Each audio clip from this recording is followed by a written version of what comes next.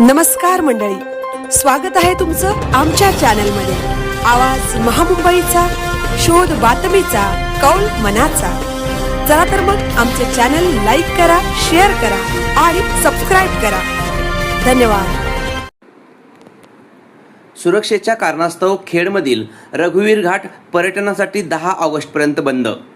पावसाळी पर्यटनासाठी प्रसिद्ध असलेला खेड तालुक्यातील रघुवीर घाट दिनांक 9 जुलैपासून ते 10 ऑगस्ट 2026 पर्यंत पर्यटकांसाठी तात्पुरत्या स्वरूपात बंद करण्यात आला आहे।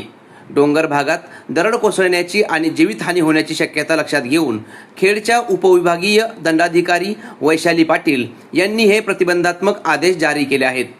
घाट बंद का करण्यात आला?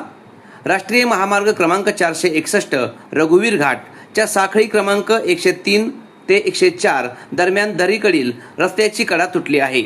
खचलेला रस्ता किलोमीटर 100 ते 500 ते 105 ते 500 मध्ये डांबरी पृष्ठभाग आणि साईड पट्टी खचली आहे। रस्त्यावर माती व दगड आले असून डांबरी रस्त्याला तडे जाण्याची, ज्यामुळे मोठा अपघात होण्याची शक्यता नाकारता येत नाही।